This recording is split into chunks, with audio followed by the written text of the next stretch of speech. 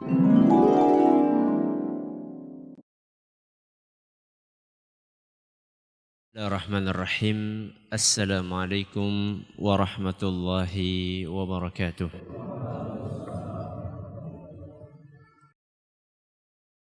Alhamdulillahi rabbil alamin. Wabihi nasta'inu ala umuri dunya waddin. Wa sallallahu ala nabiyyina Muhammadin wa ala alihi wa sahbihi ajma'in. Amma ba'd. Kita panjatkan puja dan puji syukur kehadirat Allah Tabaraka wa Ta'ala. Pada kesempatan malam yang berbahagia kali ini, kita masih kembali diberi kekuatan, kesehatan, hidayah serta taufik dari Allah Jalla wa Ala. Sehingga kita bisa kembali menghadiri pengajian rutin tafsir kita ini di Masjid Agung Darussalam Purbalingga. Kita berharap semoga Allah Subhanahu wa Ta'ala berkenan untuk melimpahkan kepada kita semuanya ilmu yang bermanfaat sehingga bisa kita amalkan sebagai bekal untuk menghadap kepada Allah Jalla wa Ala. Amin ya rabbal alamin. Salawat dan salam semoga senantiasa tercurahkan kepada junjungan kita Nabi besar Muhammad sallallahu alaihi wasallam, kepada keluarganya, sahabatnya, dan umatnya yang setia mengikuti tuntunannya hingga di akhir nanti. Jamaah sekalian kami hormati, seperti biasanya sebelum kita memasuki kajian tafsir pada malam hari ini, kita akan membaca surat yang mulia ini untuk mengulangi hafalan kita dan juga mungkin ada beberapa bacaan yang belum pas bisa kita tingkatkan kembali. أعوذ بالله من الشيطان الرجيم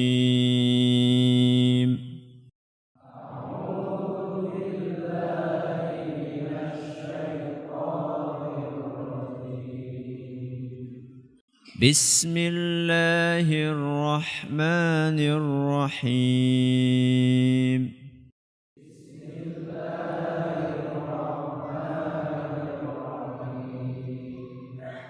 ألم نشرح لك صدرك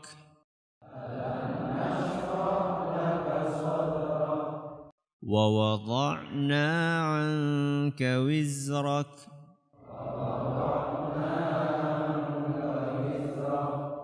الذي أنقض ظهرك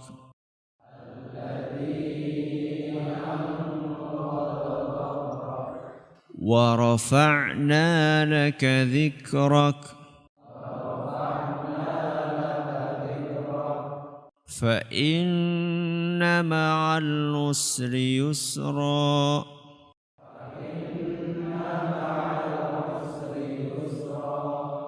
إن مع العسر يسرا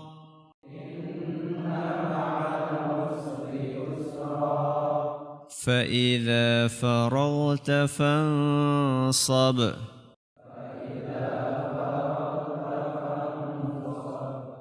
وإلى ربك فارغب.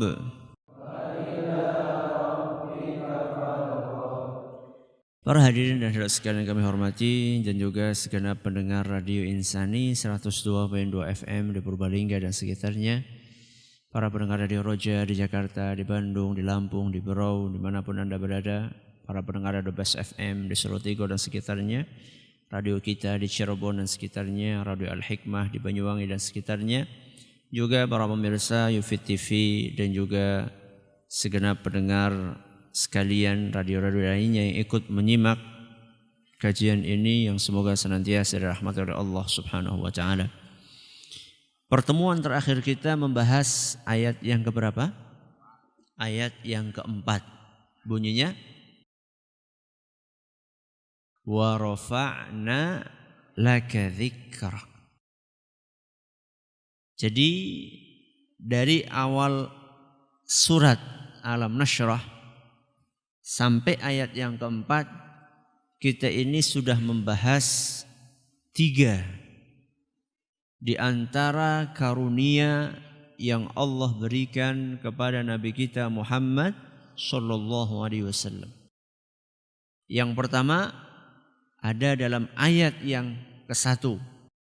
Ketika Allah berfirman, alam nashrah laka sadr, yaitu dilapangkannya dada Nabi kita Muhammad SAW. Ini karunia yang pertama.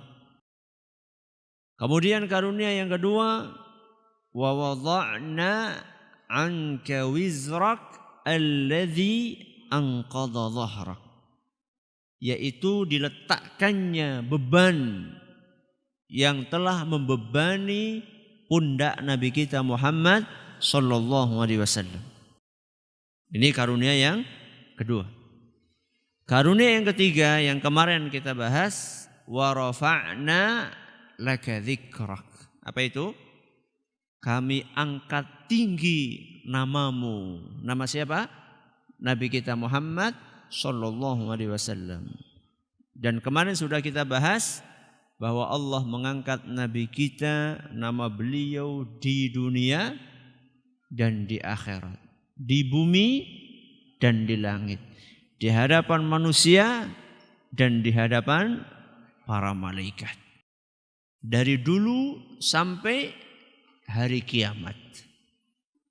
Pada malam hari ini insya Allah kita akan membahas karunia yang berikutnya yang Allah berikan kepada Nabi kita Muhammad SAW. Dan karunia itu Allah sebutkan dalam ayat yang ke-5 dan ke-6 sekaligus. Maka malam hari ini kita akan mengkaji 2 ayat sekaligus. Ayat yang ke-5 dan ayat yang ke-6 yang berbunyi fa inna ma'al usri yusra. Inna ma'al usri yusra. Yang artinya fa inna ma'al usri yusra. Maka sesungguhnya bersama dengan kesulitan ada kemudahan. Inna ma'al usri yusra. Sesungguhnya bersama kesulitan ada kemudahan. Mirip ya? Ayat ke-5 sama ke-6. Kira-kira mirip itu ada fungsinya enggak diulang-ulang seperti ini? Ada fungsinya. Apa kira-kira fungsinya? Kata sebagian ulama, fungsi pengulangan ini adalah untuk penegasan, untuk penekanan, ya, memberikan makna penegasan bahwa betul-betul setelah ada kesulitan pasti ada kemudahan. Dan konteks dari ayat ini adalah sebagai bentuk hiburan dan motivasi untuk Nabi kita Muhammad sallallahu alaihi wasallam yang menghadapi cobaan yang sangat berat ketika beliau menunaikan amanah dakwah. Karena Nabi ketika menyerukan dakwah Islam ini luar biasa tantangannya. Mulai dari Mekah sampai ke Madinah pun masih ada tantangannya. Di Mekah, di antara tantangan yang terberat adalah Nabi kita Muhammad SAW pernah diboikot, pernah diisolir di sebuah lembah beserta dengan orang-orang yang membela beliau, mukminnya maupun kafirnya. Jadi yang jadi korban bukan Rasul SAW saja, tapi juga keluarganya Nabi dari kalangan Bani Hashim dan Bani Abdul Muttalib. Semuanya dikumpulkan di satu lembah, diboikot, diisolir, gak boleh ada orang yang berinteraksi sama mereka. Jual beli gak boleh, nikah gak boleh, ngirim barang gak boleh, ya, dalam sebuah lembah. Dan itu berjalan sampai 3 tahun. Sampai kalau malam-malam itu terdengar tangisan anak-anak kecil yang kelaparan. Karena gak ada yang bisa dimakan. Yang ada saat itu adalah daun-daunan. Kadang-kadang kulit pohon, Bahkan ada sebagian riwayat menyebutkan bahwa sandal kan ada yang terbuat dari kulit, itu sampai sandal itu direbus. Ya. Karena nggak ada makanan. Pernah suatu saat ada di antara sahabat pergi ke pasar, menyelinap pergi ke pasar, dan saat itu bertepatan ada datang kafilah dagang dari negeri lain yang tidak tahu masalah. Ketika sahabat itu akan beli makanan yang akan beliau gunakan untuk ngasih makan anak-anak kecil yang sedang diisolir di sebuah lembah tadi, kelihatan sama Abu Lahab. Maka begitu Abu Lahab melihat akan ada transaksi tersebut, maka dia langsung berteriak, "Ya ma'syarat tujjar, wahai para pedagang, ghalu ala ashabi Muhammadin, lipat gandakan harga barang kalian ketika akan dibeli sama teman-temannya Muhammad. Hatta la yudriku ma'akum syai'an, supaya mereka tidak bisa beli apapun dari kalian. Wa qad alimtum mali wa alimtum kadzalika wafa'a dhimmati. Kalian sudah tahu kan kekayaanku? Aku orang kaya. Dan kalian juga sudah tahu bagaimana aku menepati janji. Maksudnya bagaimana? Fa ana dhaminun wala khasarata alaikum. Aku jamin kalian tidak akan rugi. Maksudnya lipat gandakan harga barang-barang kalian sehingga teman-temannya Muhammad ini enggak bisa beli, nanti saya beli semuanya. Saking apanya? Saking bencinya. Na'udzubillahi min dzalik. Orang-orang musyrikin Quraisy kepada Nabi kita Muhammad SAW.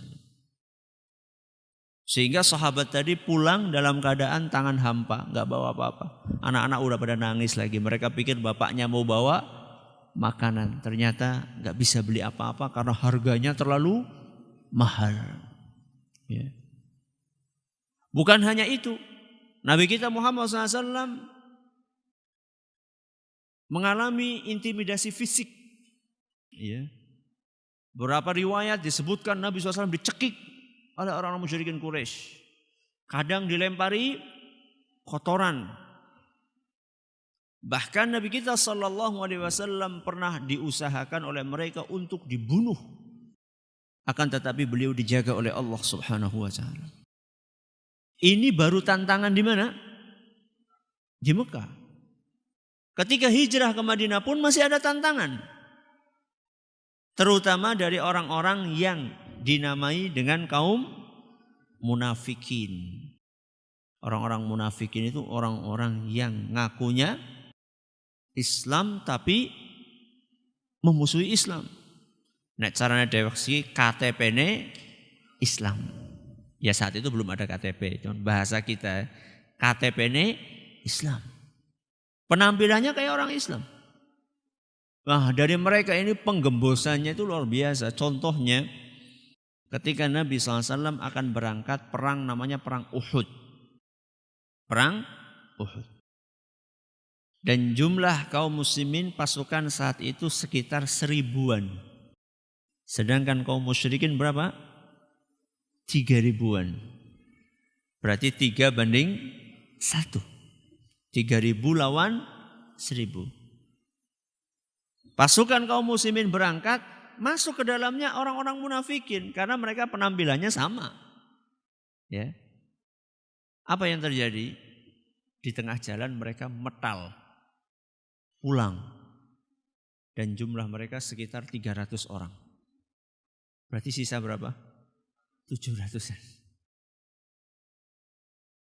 Dan itulah upaya mereka untuk menggembosi kaum muslimin.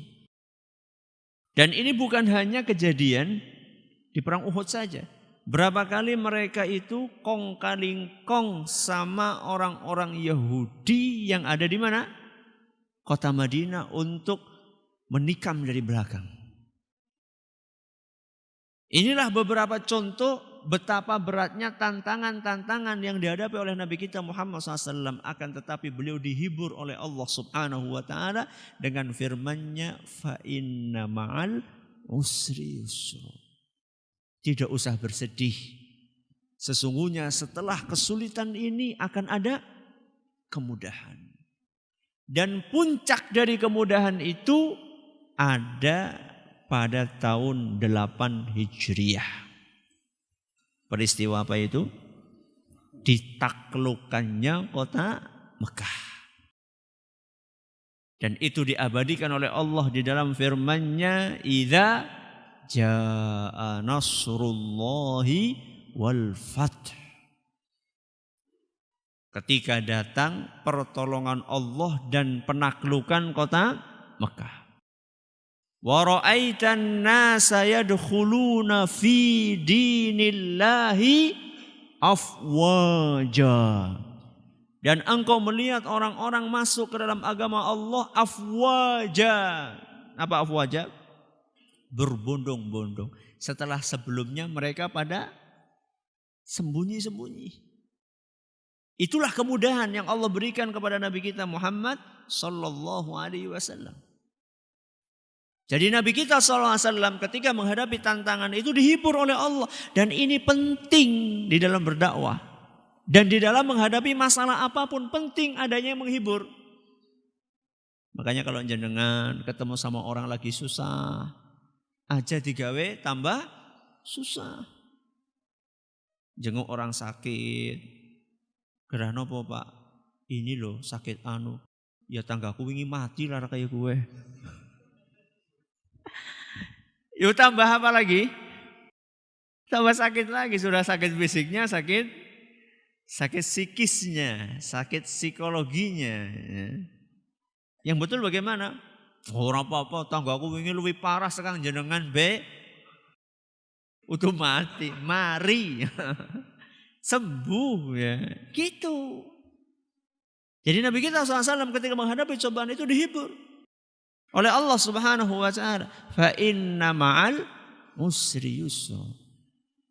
Sesungguhnya setelah kesulitan ada kemudahan. Ini janji dari Allah.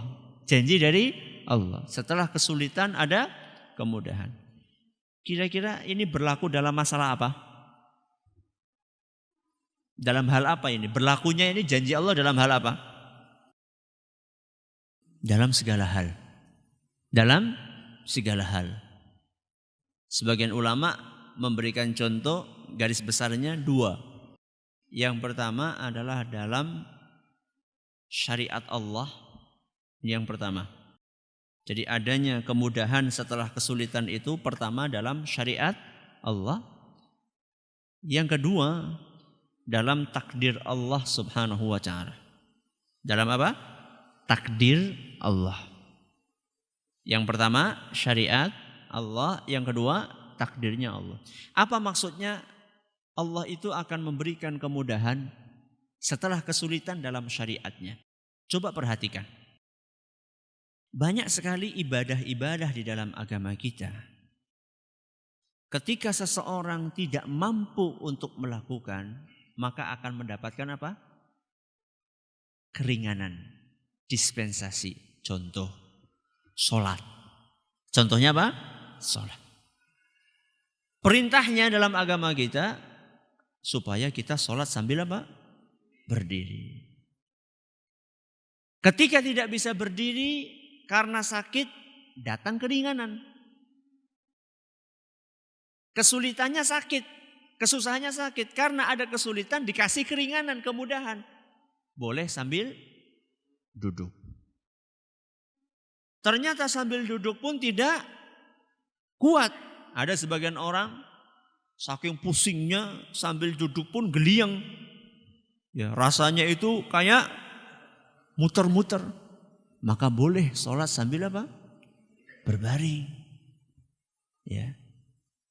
Berbaring pun kalau nggak bisa bergerak tangannya, maka boleh dengan isyarat. Isyarat itu bisa dengan, ya sebisanya isyarat. Bisanya dengan jari, ya pakai jari, ya. Gimana Ustaz? Ya udik takbir. Udik apa? Ruku. Udik ini.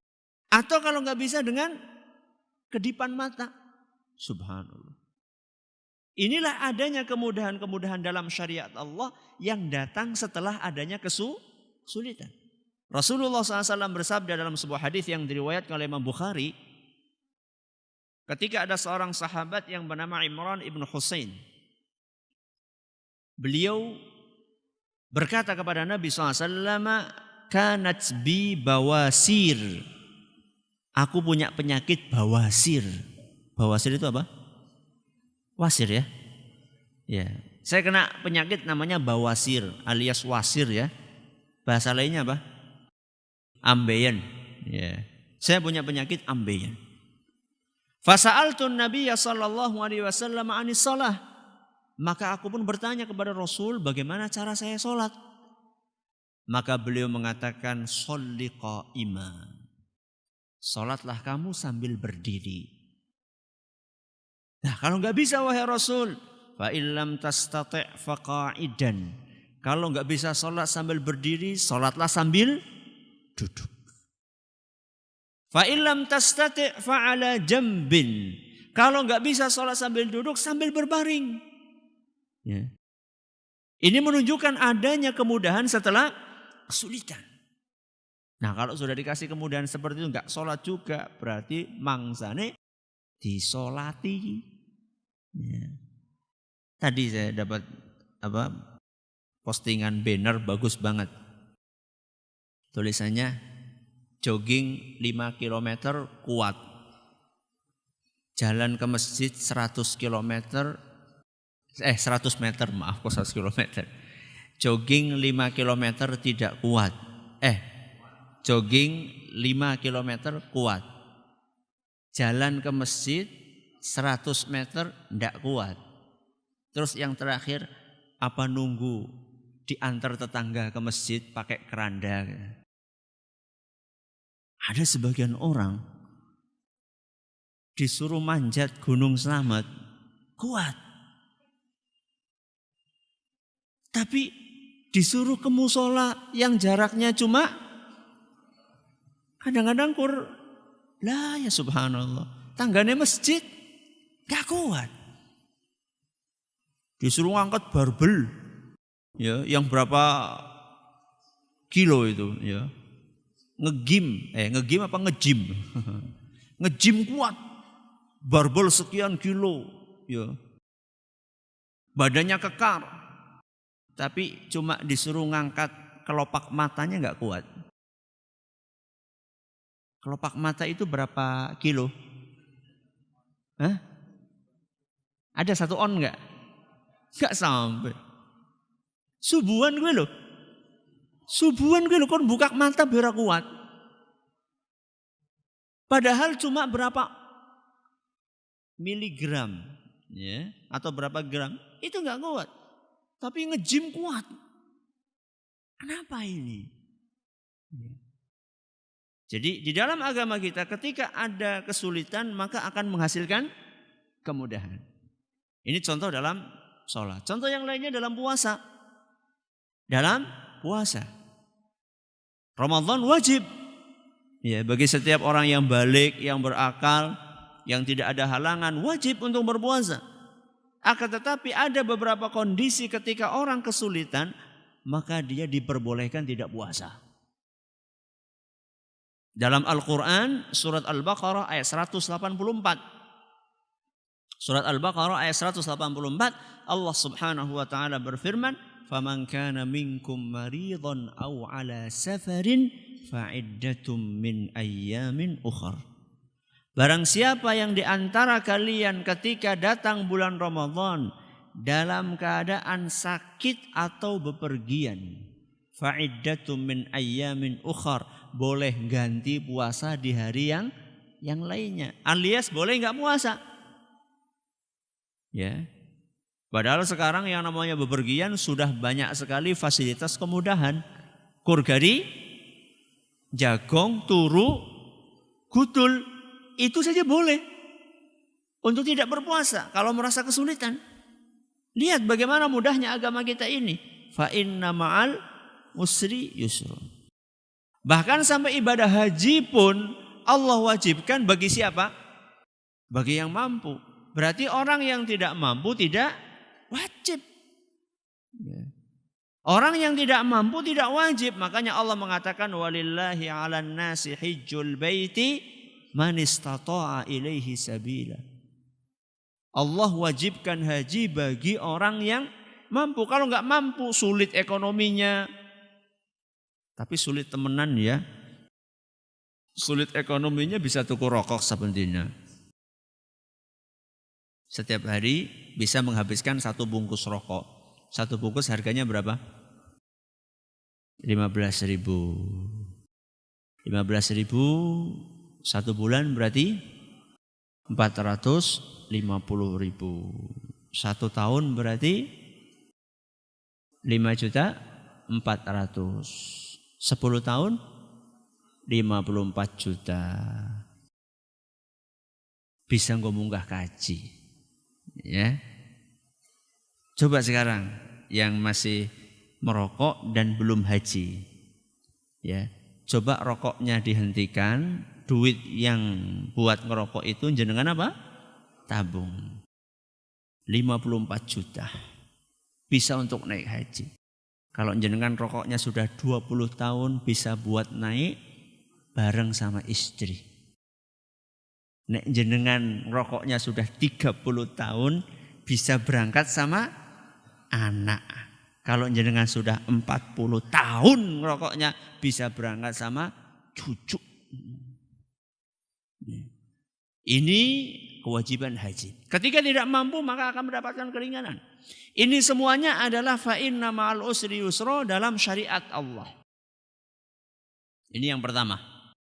Yang kedua dalam apa? Takdirnya Allah. Allah Subhanahu wa taala menakdirkan buat kita para manusia ada takdir yang enak, ada takdir yang enggak enak. Takdir yang enak contohnya sehat, terus kaya, apalagi sukses, dapat istri cantik, ibu-ibu dapat suami ganteng, dapat anak sehat, ya, rumah besar, mobil punya. Nah, ini namanya takdir yang enak-enak. Nah, yang gak enak-enak contohnya miskin, terus sakit, wetok, bojone ora pati ayu. Sama juga istri juga suaminya gak terlalu ganteng. Ya 6,5 lah. Ya tambah setengah ya. Ini takdir yang gak enak-enak. Masalah. Ya, ada masalah rumah tangga, ada masalah di kantor, ada masalah di sekolahan. Ya, masalah ekonomi, masalah kesehatan. Allah berjanji fa inna ma'al usri yusra. Setelah ada kesulitan, apapun kesulitan itu, ekonomikah, kesehatankah, kesulitan pekerjaan di kantorkah, kesulitan pelajaran di sekolahkah, di kampuskah. Setiap setelah kesulitan yang dihadapi oleh seorang hamba, pasti sesudahnya akan ada kemudahan. Apa ya Ustaz, nyongkau biyen ya kere terus orang suki-suki. Katanya setelah kesulitan ada kemudahan. Gimana jawabnya? Nah, kemudahannya di mana? Dari dulu sampai sekarang, bukan dari zaman saya saja Ustaz. Kawit ramane nganti bae nganti buyute. Ya seperti ini saat kondisi kami itu, di mana letak kemudahannya itu Ustaz? Gimana kira-kira? Sehat. Enggak, kita lagi bicara duit, bukan bicara masalah sehat. Kata para ulama, yang namanya kemudahan itu ada 2 macam. Ada dua macam. Yang pertama adalah kemudahan yang sifatnya fisik nyata, real, kelihatan. Ya. Ini jenis yang pertama, kemudahan yang fisik nyata bisa diindra. Diindra itu maksudnya bisa diraba, kelihatan dengan mata. Ini jenis yang pertama kemudahan. Kemudahan yang kedua adalah yang sifatnya abstrak. Kemudahan yang sifatnya abstrak atau non indrawi, ya. Sulit dilihat dengan kasat mata. Ini dua jenis apa? Kemudahan. Yang pertama, kemudahan apa tadi? Yang fisik nyata gitu, yang kelihatan. Itu contohnya kayak tadi. Orang miskin, setelah miskin kemudian oleh Allah dikasih uang kekayaan. Itu kelihatan duitnya gitu loh. Dulunya ke masjid pakai sandal jepit. Ternyata lama-lama sandalnya kulit. Udun jukut menek tanggane. Ya, tapi memang dia ekonominya naik, ya naik. Dulu ke masjid ngontel, sekarang motor, tahun depan mobil. Itu kelihatan kemudahan yang sifatnya apa? Fisik. Ada sebagian orang seperti itu. Jadi setelah dia susah, ya awalnya jualan pakai gerobak, lama-lama nyewa kios, lama-lama beli kios, lama-lama punya toko, terakhir punya supermarket. Ya. Itu namanya kemudahan yang sifatnya apa? Fisik, nyata kelihatan dengan mata. Contoh yang lain yang sifatnya fisik itu adalah orang sakit. Orang sakit. Sudah divonis sama dokter, umurnya tinggal 3 bulan misalnya. Ternyata Allah berkehendak lain, Allah beri kesehatan dan total sehatnya. Orang lihat, oh si fulan kemarin cuma bisa tiduran, sekarang bisa lari kencang. Ini namanya kemudahan yang sifatnya nyata, fisik kelihatan, indrawi, bisa dilihat dengan indera kita. Yang kedua, yang sifatnya apa tadi? Abstrak. Apa itu Ustaz kemudahan yang sifatnya abstrak? Yang bahasa Arabnya itu maknawi. Kalau yang tadi hissi. Yang abstrak itu adalah ketika Allah memberikan sebuah karunia namanya kesabaran. Apa? Kesabaran. Jadi walaupun dia itu miskin mulai dari zaman mbah-mbahnya dahulu, akan tetapi Allah takdirkan orang ini sabar banget. Sehingga masalah-masalah yang kelihatannya berat karena mendapatkan karunia namanya sabar, jadinya terasa ringan dan mudah. Makanya panjenengan itu jangan kemudian melihat orang itu kok orangnya susah banget ya. Belum tentu dia itu susah. Hatinya seperti yang jenengan bayangkan. Tidak sedikit orang-orang yang miskin hidupnya lebih bahagia dibandingkan orang-orang yang kaya. Dan Allah subhanahu wa ta'ala membagi rizki. Itu subhanallah macam-macam terserah Allah. Ini ada kejadian keseharian. Saya dulu punya ayam. Punya ayam. Ayam kami itu kalau bertelur, ya mungkin telurnya 10 yang jadi cuma 2, 3. Itu pun bentar mati. Tinggal 1, 2. Dan itu beberapa saat kemudian lewat ayam tetangga. Anaknya sampai 12. Dan sehat walafiat sampai besar-besar. Saya bilang subhanallah. Allah ini memberi rezeki tetangga yang dari sisi rumahnya biasa sekali. Allah kasih rezeki apa? Ayamnya sehat-sehat. Sedangkan kita dikasih rizki sama Allah lewat pintu yang lainnya. Nah yang seperti ini itu kadang-kadang gak diperhatikan sama kita gitu.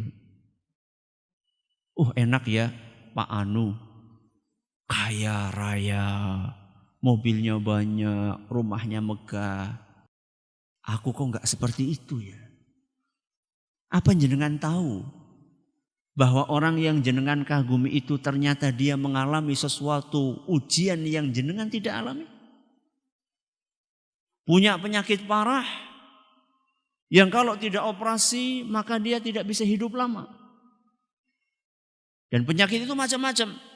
Ada yang mungkin kolesterolnya tinggi, ada yang mungkin harus cuci darah, ada yang mungkin di jantung harus pasang ring, sekali pasang sekian puluh juta. Lan jenengan sehat walafiat, nggak perlu ring.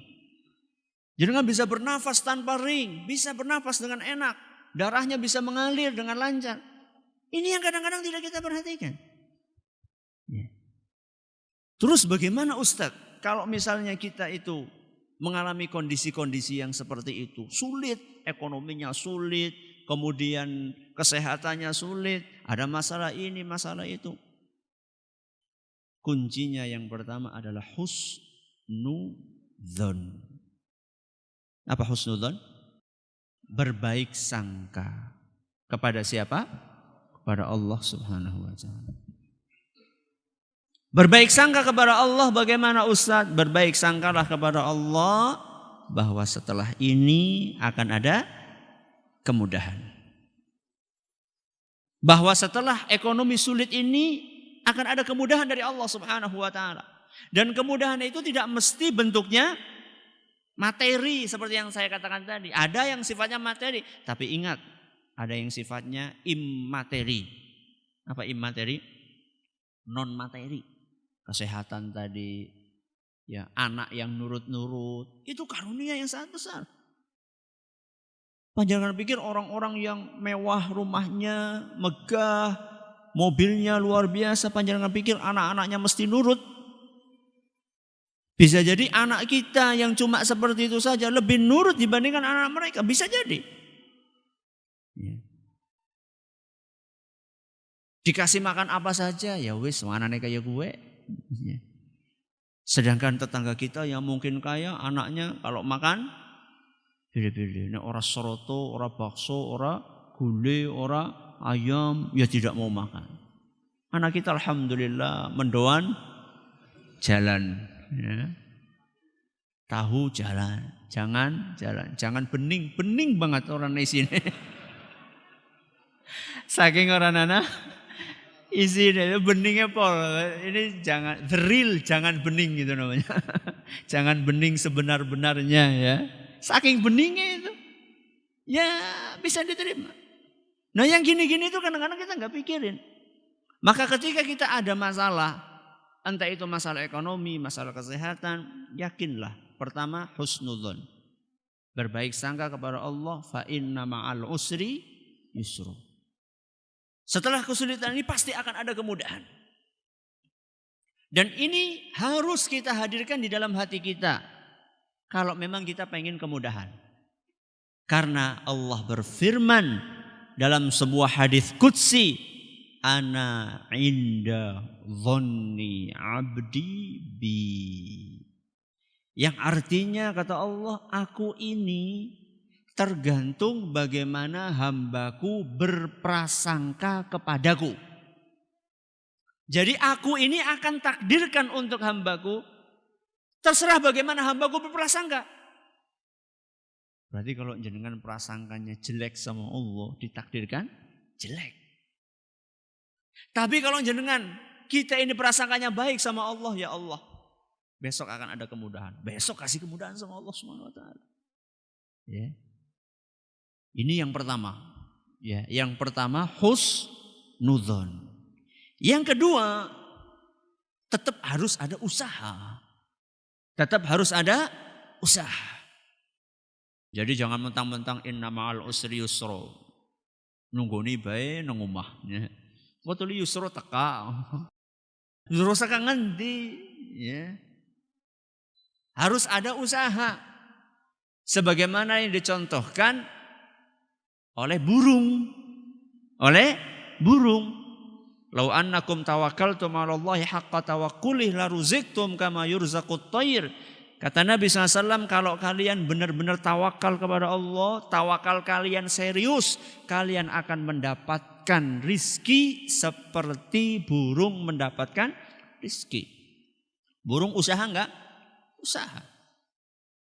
Taghdu khimasan wa taruhu bitanan. Pagi hari keluar dari sarangnya dalam keadaan perut kosong. Wa taruhu bitanan. Sore hari pulut sudah kenyang, sudah penuh. Padahal burung kan enggak punya ijazah. SD aja enggak punya ijazah burung. Dan jenengan punya ijazah SD, SMP, SMA, S1. S1 masa enggak bisa nyari duit? Ya, bapak saya dulu pernah cerita, ya, sering menyampaikan, sarjana orang bisa kerja, tak kerja, kayak ngana nyemplung nang kali Serayu. Saat itu bapak saya di Banyumas, makanya contoh Serayu. Kalau sekarang saya kasih contoh apa? Nyemplung kayak nang Laweng. Duh, pripun sih? Golet pasir. Kita ini punya kemampuan, kita ini punya tenaga. Ya. Buat apa tenaga tersebut? Masa kalah kita sama cicak? Cecek. Jangan perhatikan. Cicak itu bisa terbang enggak? Bisa terbang enggak? Enggak bisa. Kalau bisa terbang bukan cicak namanya. Makanannya apa? Nyamuk. Bisa terbang enggak? Bisa. Apa pernah cicak protes? Apa pernah cicak protes sama Allah, ya Allah, apa saya ini enggak salah desain? Atau pernahkah jenengan ngelihat cicak itu putus asa, bunuh diri, kendat? Karena melihat makanannya bisa terbang, saya nggak bisa terbang. Masa kita kalah sama cicak sih? Ya. Maka harus ada usaha. Ya. Kita ini dikaruniai Allah akal. Kita ini dikaruniai Allah iman. Kita ini dikaruniai Allah pikiran. Kita ini dikaruniai Allah keahlian. Buat apa itu semuanya? Maka yang kedua, apa tadi? Usaha. Ya. Tetap harus ada usaha. Fa inna ma'al usri yusro. Yang terakhir, apa sih rahasia? Allah itu menjanjikan ada kemudahan setelah kesulitan. Apa sih rahasianya di balik itu? Kata Imam Ibn Rajab Al-Hambali rahimahullah, orang itu kalau lagi kesulitan dan kesulitannya sudah sampai apa? Puncaknya, maka dia akan pasrah. Dia akan pasrah. Menyerah. Menyerah dalam arti dia pasrahkan nasibnya sama siapa? Allah. Kemarin ketika kesulitannya belum memuncak, dia masih tergantung sama manusia, kanan, kiri, masih berusaha utangan sana, utangan sini, berusaha untuk cari ke sana, cari ke sini. Ketika sana tutup, sini tutup, sana nggak bisa ngasih, sini nggak bisa ngasih, sudah ya Allah, kepepet aku ya Allah.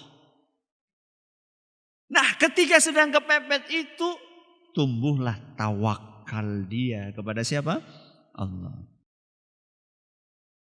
Begitu dia tawakal sama Allah, Allah kasih yang namanya kemudahan.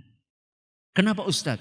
Karena Allah berjanji dalam Al-Quran, wa may yatawakkal 'alallahi fahuwa hasbuh. Barang siapa yang bertawakal kepada Allah, maka Allah yang akan memenuhi, mencukupi semua keperluannya. Al-Quran surat At-Talaq ayat 3. Jadi dalam surat Al-Quran surat At-Talaq ayat 3 ini Allah janji, pokoknya ente tawakal sama Allah, Allah akan penuhi. Cuman sayangnya banyak di antara kita ini ketika punya kemampuan, ketika punya keahlian, ketika merasa punya ini dan itu, tawakalnya sama Allah menipis. Ya merasa, oh saya masa nggak bisa, SE kok, sarjana ekonomi masa nggak bisa cari duit. Ternyata daftar sana nggak diterima, daftar sini nggak diterima, kerja anu gagal, kerja anu gagal. Ya wis lah ya Allah, pasrah nyong pasrah. Nah ketika pasrah itulah kemudian, oh hambaku ini sudah kembali kepadaku. Hambaku ini sadar bahwa dia ini nggak bisa apa-apa kecuali dengan bantuan dari Allah Subhanahu wa Ta'ala. Maka dikasihlah kemudahan kepada dia. Ini rahasia kenapa inna ma'al usri yusra.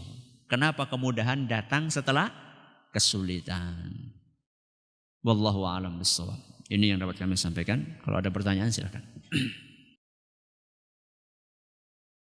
Ustaz, bagaimana hukumnya mengqadha atau membayar fidyah untuk sholat wajib yang ditinggalkan orang tua yang sudah meninggal? Bagaimana caranya? Saya tidak tahu atau belum tahu dalil yang melandasi membayar fidyah sholat orang yang sudah meninggal.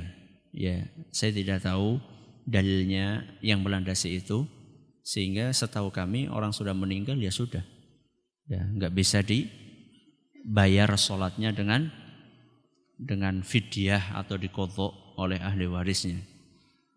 Kalau memang dia masih muslim ya didoakan saja,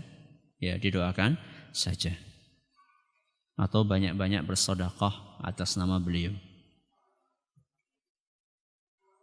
Bolehkah kita berdakwah ngajak hanya amar ma'ruf tanpa nahi mungkar karena segan atau rikuh pakewo? Amar ma'ruf sama nahi mungkar itu dua sejoli. Ya, dua sejoli. Enggak boleh dipisah-pisahkan.